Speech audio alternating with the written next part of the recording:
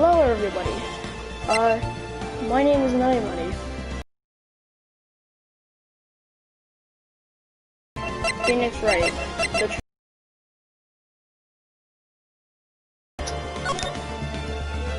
Anyways, yeah, it's attorney 1. Yes.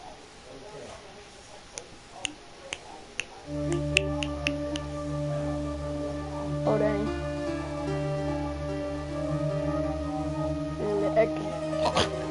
The gasp.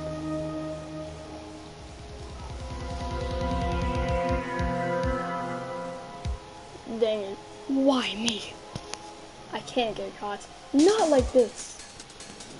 Oh my god, it's the purple guy. I've got to find someone to pin this on. Someone like him. The heck?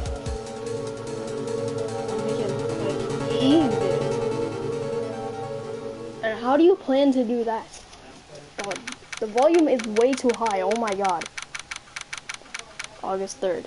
9:47 a.m. District lobby, defendant lobby number 2. I can't read. Whoa! Is this HD? Boy, am I nervous! I'm guessing that's a girl, so I'm gonna do a girl's voice. Right! Oh my god, it sounds like me! Oh, hiya, Chief. I smell simp.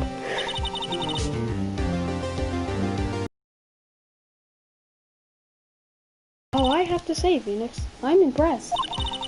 Not everyone takes on a murder trial right off the bat like this.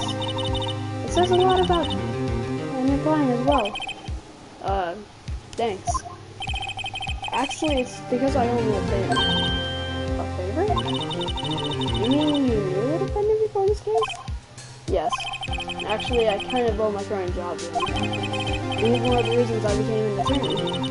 Well, that's news to me. I want to help him out any way I can. I just really want to help him. I owe him that much. It's over! My life! Everything! It's all over!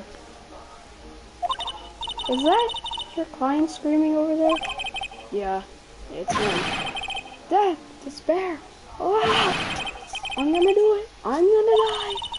Sounds like he wants to die. Yeah. Jesus! Nick! Hey. Hey there, Larry. Dude, I'm so guilty. Tell them I'm guilty. Give me the death sentence. I ain't afraid to die. What? What's wrong, Larry? Oh, it's all over. I'm finished.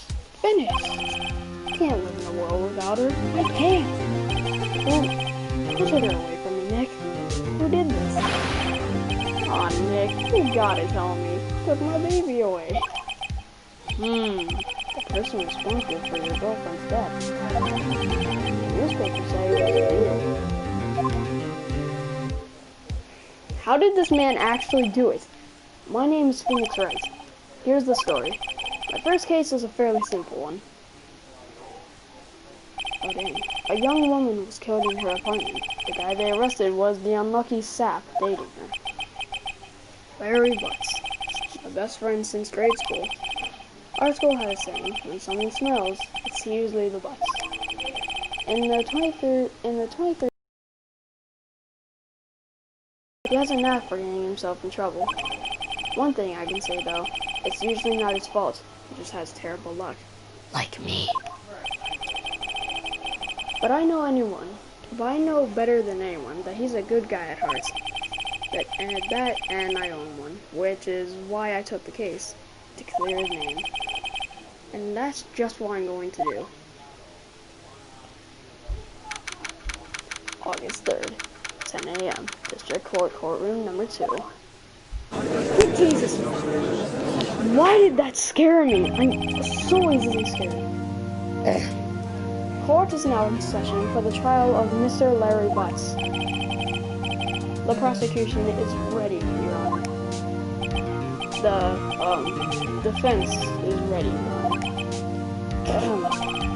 Mr. Wright, this is your first trial, is it not? Yes, Your Honor. I'm a little nervous. Your conduct during this trial will decide the fate of your client. Murder is a serious charge. For your client's sake, I hope you can control your nerves.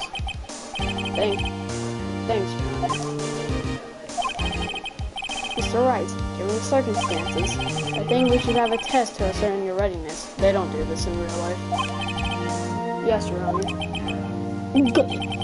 Handshaking, eyesight fading.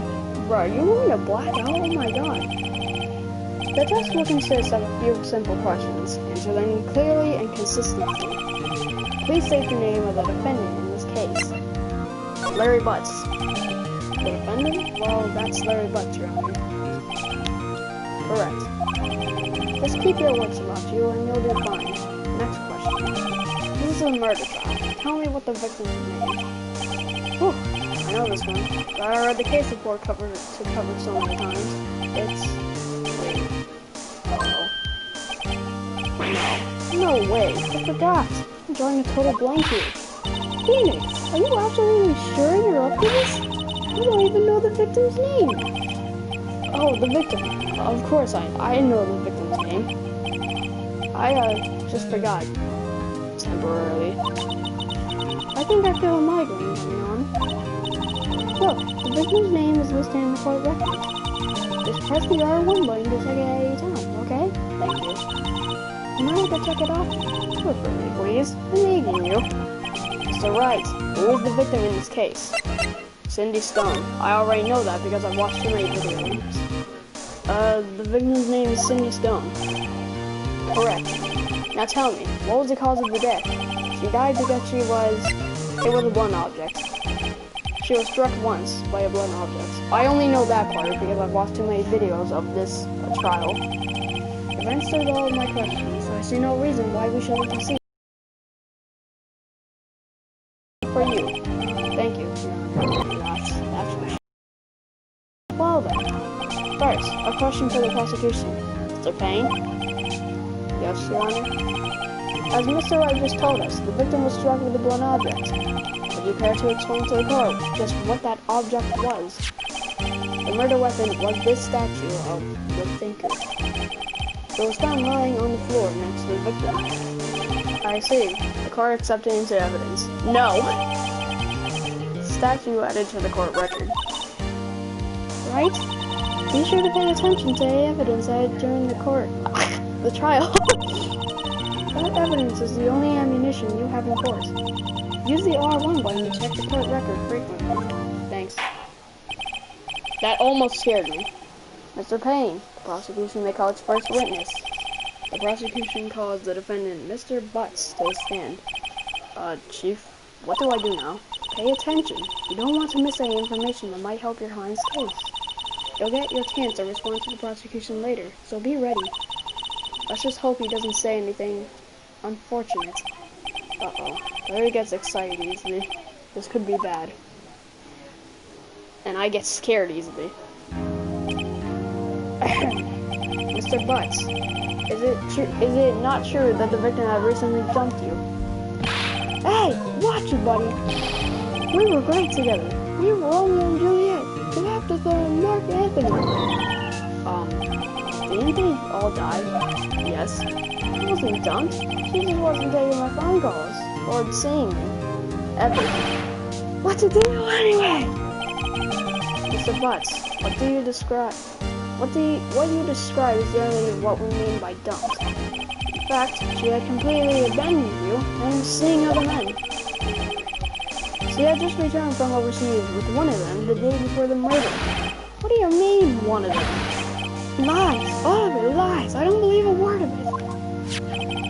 Your Honor, the victim's passport. According to this, she was in Paris until the day before she died. Passport added to the court record. Indeed. She appears to have returned the day before the murder. Dude, no way.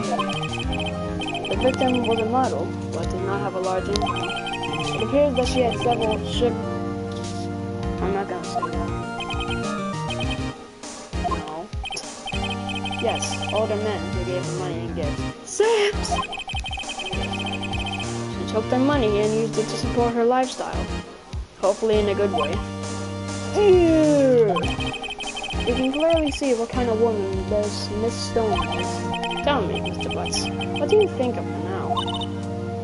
Right? I don't think you wanted to answer that question. Yeah, Larry has a way of running his mouth in all the wrong directions. Should I? My client has no idea the victim was seeing other men. That question is irrelevant to this case. Ooh, wait. Dude, Nick, what do you mean irrelevant? Stop cheating, she-dog. Oh my god. I'm gonna die. I'm just gonna drop dead. Yeah, and when I meet her in the afterlife, I'm going to get to the bottom of this. Let's continue with the trial, shall we? Yes. I believe the accused's motive is clear to everyone. Yes, quite. Oh boy, this is so not looking good. Next question. You went to the victim's apartment on the day of the murder, did you not? Well, did you or did you not? Well, maybe I did and maybe I didn't. Oh, he wins. What do I do? Sound a signal. Lie like a dog. Well, see, it's like this. I don't remember. You don't remember? Well then, we'll just have to remind you. You're right about this. We have a witness that can prove he did go to the victim's apartment that day. Well, that simplifies matters. Who is your witness? The man who found the victim's body, just before making the gruesome discovery. He saw the defendant fleeing the scene of the crime. Oh no. Also, why do we not have eyes? Or in the court now. Mr. Payne, the prosecution may call his first witness. Oh wait, it's second witness. I'm stupid. This is bad. On the day of the murder, my witness was selling newspapers at the victim's building. Please bring Sawhead to the stand. This man looks like the mask seller from The Legend of Zelda. Mr. Sawhead, you sell newspaper subscriptions, is this correct? Oh yes, newspapers, yes. Mr. Sawhead, you may proceed with your testimony. Please tell the court what you saw on the day of the murder. Oh boy, I am not good with these. Because I've never done them. I was going door to door, selling subscriptions when I saw a man fleeing an apartment. I thought he must be in a hurry because he left the door half open behind him. Thinking it strange, I looked inside the apartment. Then I saw her, lying there, a woman, not moving, dead. I quailed in fright and found myself unable to go inside. I thought to call the police immediately, but the phone in her apartment wasn't working. I went to a nearby park and found a public phone. I remember the time exactly. It was 1 p.m. The man who ran was, without a doubt, the defendant sitting right over there.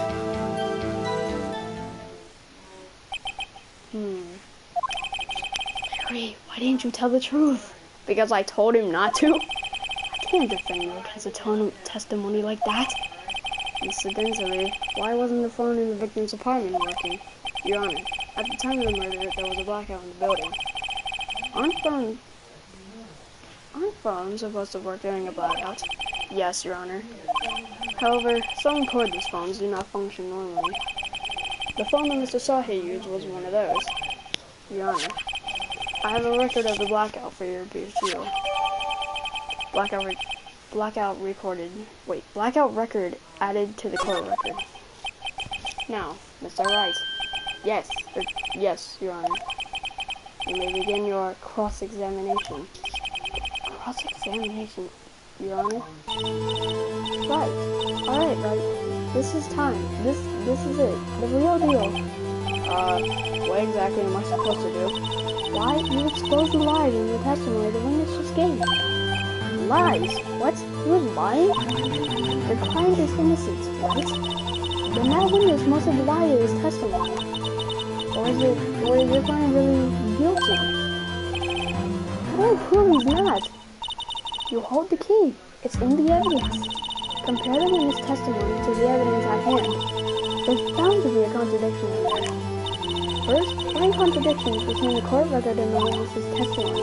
Then, once you find the contradiction, present it and rub it in the witness's face. Okay. Open the court record with the R1 button and then point out the contradictions in the testimony. Thanks. Cross-examination. Witness's accounts.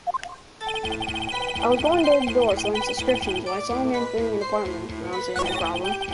I thought he must be in a hurry because he left the door half open behind him. No problem. Thinking it was strange, I looked inside the apartment. Then I saw her lying there, a woman, not moving, dead. I quailed in fright. I found myself unable to go inside. I thought to call the police immediately. However, the phone in her apartment wasn't working. I went to a nearby park and found a public phone. I remember the time exactly. It was 1 p.m. Okay, that's the last line, I think, so... Wait. Time... 4 p.m. This man says this... Hold up! Objection! You found the body at 1 p.m. You're sure? Yes, it was 1 p.m. for certain. To believe. Contradicts the autopsy report. The autopsy knows the time of death at some time after 4 p.m. There was nobody no body to find at 1 p.m. How do you explain this 3-hour gap? Oh, that. This is trivial. The witness merely forgot the time. After his testimony, I find that hard to believe. Mr. Stallhit, why were you so certain that you found the body at 1 p.m.? Gee, that's a really good question. Great job, Wright. Way to put him on the spot. That's all you have to do. Point out contradictions. Lies always beget more lies. See through one, and your whole story falls apart. Wait, I remember now. Would you care to give your testimony again? The time of the discovery. You see, when I found the body, I heard the time. There was a voice saying the time. It was probably coming from the television. Oh, but it was 3 hours off, wasn't it? I guess the victim must have been watching a video of a tape program. That's why I thought it was 1 p.m. Terribly sorry about the misunderstanding. Something tells me that isn't the truth. You heard a voice saying the time on the tape program. Mr. Wright, you may cross-examine the witness. Right. You know what to do. I've got this one. No, I don't. But I think I know what it is. You see, when I found the body, I heard the time. There was a voice saying the time. It was probably coming from the television. Oh, but it was 3 hours off, wasn't it? I guess the victim must have been watching a video or of a tape program. Okay, my bad. Wasn't there something about a blackout, I think? Objection! The music stopped. That's good. Hold it right there. The prosecution has said there was a blackout at the time of the discovery. And this record proves it. You couldn't have heard a television or a video. Did your hair just fly up? The The defense has a point. Do you have an explanation for this, Mr. Stallhit? No, I find it quite puzzling myself. Quite. Wait, I remember now. Mr. Stallhit, the court would prefer to hear an accurate testimony from the very beginning. These constant corrections are harming your credibility. And you seem rather distraught. My apologies, Your Honor. It must have been the shock of finding the body. Very well, Mr. Stallhit. Let's hear your testimony once more, please. Hearing the time. Actually, I didn't hear the time. I saw it. There was a table clock in the apartment, wasn't there? Yeah, the murder weapon. The killer used it to hit the victim. That must have been what I saw. You saw a clock. I guess that would explain it. The defense may cross-examine the witness. Gladly. Cross-examination. Hearing the time. Actually, I didn't hear the time. I saw it. There was a table clock in the apartment, wasn't there? Yeah, the murder weapon. The killer used it to hit the victim. The murder weapon was a statue. That's not a clock. Objection! Wait just a moment. The murder weapon wasn't a clock. It was the statue. Now how is this supposed to be a clock? What? You with your objections and your evidence. Who do you think you are? Just answer the question, Mr. Sawhead. Hey, I saw it there, okay? That's a clock. Your Honor, if I may. Yes, Mr. Payne? As the witness stated, this statue is indeed a clock. The neck is a switch. You just tilt it and it says the time out loud. You break the statue's neck and it says the time out loud. As it doesn't look like a clock, I submit it as a statue. My apologies. I see. So the murder weapon was a table clock after all. Well, Mr. Wright, it appears that the witness testimony was correct. This is a clock. Do you have any problem with his testimony now? Yes? Your Honor, there is a gaping hole in the witness testimony. The only way he could have known the weapon was a clock is to hold it in his hand. Yet the witness testified that he never entered the apartment. Clearly a contradiction. Indeed. The witness knew it was a clock because he went into the apartment. You're lying! You were inside the apartment on the day of the murder. Oh yeah? Prove it. Prove I went in there. I'll do better than that. I can prove you were the one who killed her. You struck her with the clock, and the shock of the blow triggered the clock's voice. That was the sound you heard. Order in the court. Intriguing. Please continue, Mr. Wright. Yes, Your Honor. Mr. Sawhead, the sound must have left quite an impression on you. Understandable, since the murder weapon spoke just as you hit the victim. That voice would burn into your mind. That's why you were so certain about the time. What's the meaning of this? This is all baseless conjecture. Baseless? Just look at the witness's face. He's so ugly right now, you can tell. Ah. The witness care to elaborate? Did you strike the victim with the clock? That day, I never. Look, the clock, I heard no. I mean, I saw. No. Did you actually just throw your hair at me? Shut up. I hate you. It was him, I tell you. I saw him. He killed her, and he should burn. Burn. Give him death. Order in the court, I say. Your Honor, a moment, please. There isn't a shred of evidence supporting the defendant's claims. Mr. Wright, Your Honor, you claim the sound of the witness heard came from the clock. Do you have any evidence? The whole case is riding on this. I'd better think it through carefully. Your Honor, the sound Mr. Sawyer heard was definitely this clock. A fact which is clear if you simply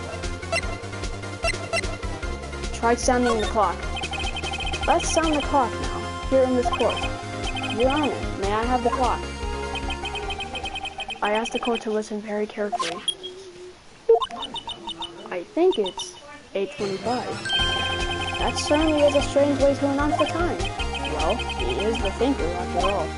So, we've heard the clock. What are your conclusions, Mr. Wright? Mr. Payne, can you tell me what time it is now? It's 11:45. As you can see, this clock is exactly 3 hours slow. Precisely the discrepancy between what Mr. Sawyer heard and the actual time of death. So, Mr. Sawyer, try to talk your way out of this one. Ha! You forgot one thing. Uh-oh. What's he talking about now? While it may seem like that clock is running 3 hours slow, it proved nothing. How do you know it was running 3 hours slow on the day of the murder? If you can't prove that, you don't have a case. Well, actually I do. You see, I know time. Now, the girl was in Paris. You're right. How am I going to prove that? Dang, I was so close. I know what this is. The girl was in Paris, and the difference between here, where I live, which is America, and Paris then the thing is, that's actually not 3 hours slow, but 9 hours fast, actually. So right, it seems you lack the critical evidence to support your claim. Yes, this means I cannot let you indict the witness, unfortunately. Wait, what? This ends the cross-examination of Mr. Frank Savage. I come all the way down here to testify, and look what happens. You treat me like a criminal. A criminal! You lawyers are all sly. I almost had him. Sorry, Larry. I failed you. There's nothing I can do about it now. Was I supposed to lose? Like, did I just accidentally lose? Not so fast, Mr. Sides. Chief. Listen up, Wright. Don't throw this one away. Not like this. Think. But Chief, it's over. I can't prove the clock was slow the day of the murder. Nobody can prove that. Well, yes. But that doesn't mean you can't still win. Try thinking out of the box. Don't waste time down in the facts. Assume the clock was 3 hours slow and think through it. Ask yourself, why was the clock 3 hours slow? Because she was in Paris. Figure out the reason, and you'll have your proof. Right? Right? Can you think of the reason as to why the clock would be 3 hours slow? Yes. Wait, maybe I can prove it. You must have evidence somewhere that can prove it, right? Find it and let them have it. Well, Mr. Wright, you say the clock was already running slow the day of the murder. Have you found evidence to support this claim? Of course. There's a piece of evidence in the court record that can prove my claim beyond a doubt. Ha! Tough words. Let's see me pull this one out. Let's see this evidence that proves why the clock was running slow. From Paris. Take that! The victim had just returned home from abroad the day of the murder. As we all know, the time difference between here and Paris is 9 hours. When it's 4 p.m. here, it's 1 a.m. the next day there. It's 9 hours fast. The victim hadn't reset her clock since returning home. That's why the time you heard when you struck her dead in her apartment was wrong. Proof enough for you, Mr. Side? Or should I say, Mr. Did it? Whoa. My guy legit passed out. Order, I say. Well, this case has certainly turned out differently than we all expected. Mr. Payne, your witness, he was arrested and has been taken away, Your Honor. Very well. Mr. Wright? Yes, Your Honor? I have to say, I'm impressed. I don't think I've ever seen someone complete a defense so quickly, and find the true culprit at the same time. Thank you, Your Honor. At this point, this is only a formality, but this court finds the defendant, Mr. Larry West, not guilty.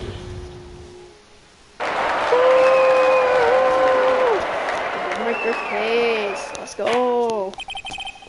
And with that, this court is adjourned.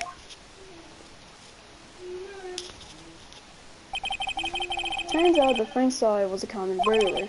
He posed as a newspaper salesman to check and see when people were out of the house. That day, when Mary went to her apartment, the victim wasn't home. After he left, Mr. Sawyer let himself in to do his dirty work. While he was searching her place, the victim returned. Flustered, Mr. Sawyer grabbed the nearest blunt object he could find.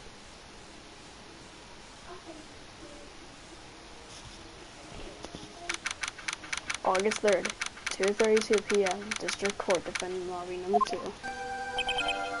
Oh, I still can't believe we won. Right, good job in there. Congratulations. Thanks, Chief. I owe it all to you. Not at all. You fought your own battles in there.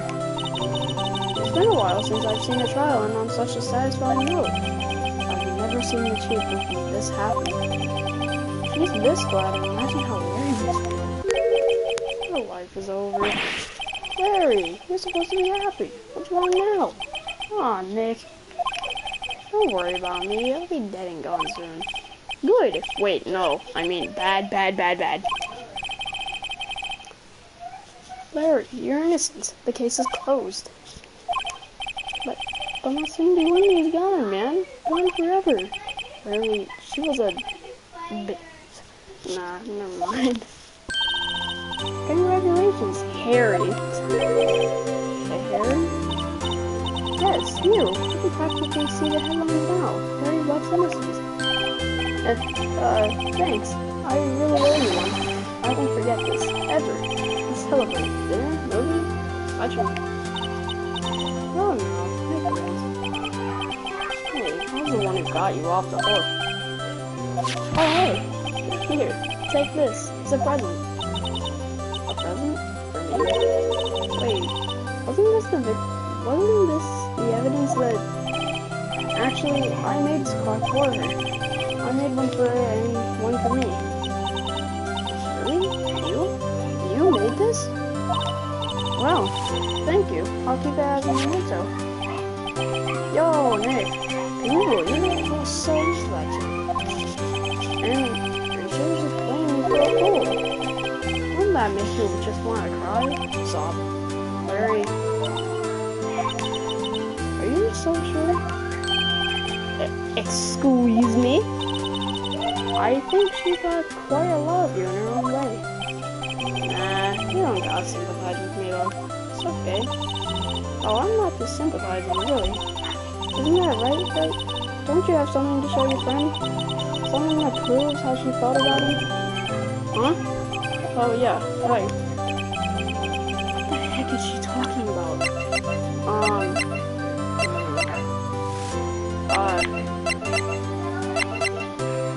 No one would believe I was Check this out, Larry. Proof positive you wanted to see chunks of her? Huh? What about the clock? This is the clock you made for her, Larry. And she took it with her when she traveled. Whatever. She probably just needed a clock, that's all. You think so? It's a pretty heavy clock to take traveling. Well, make it what you will. Hey, Nick. I'm glad I asked you to be my lawyer. Really, I am. Thanks. Hope that made him feel a little better. Right? I hope you see the importance of evidence now. Also, hopefully you realize things change depending on how you look at them. People, too. We never really know if our clients are guilty or innocent. All we can do is believe in them. And in order to believe in them, you have to believe in yourself. Right? Listen, learn, grow strong. Never let go of what you believe in. Never. Well, I think our work here is done. Shall we be off? Yeah, I guess so. Hey, how about dinner? On me? We'll bring the toast in innocent buns. Yeah. Oh, speaking of Barry, you were saying part of why you became a lawyer was because of him. Yeah, part, at least. You'll have to tell me more about it sometime. Maybe over drinks? And so, my first trial came to a close. Larry slapped me on the back and said, "Gee, Nick, it's good to have friends. But I'm pretty sure he's not going to pay us, unless you count the clock he gave me up." I didn't know it then, but that clock was soon going to be at the center of another innocent. What? And my promise to tell the chief about me and Larry would be one promise that I wouldn't be able to keep.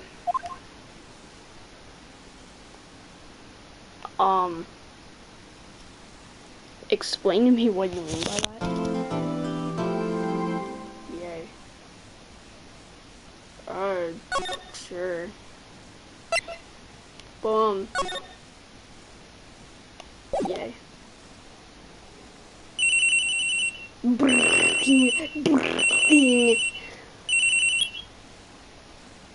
Well, I'm just gonna leave it here, guys. Hopefully this video was entertaining for you, because it certainly was for me. Make sure to like and subscribe if you want to. I really don't care if you do, but it would support me, I guess. I don't know how it really does, but people always say that. Anyways, hopefully you enjoyed this video, and hopefully some other people do. and I don't really know what to say at the end of my videos. Well, anyways, thanks for watching. I'll see you guys in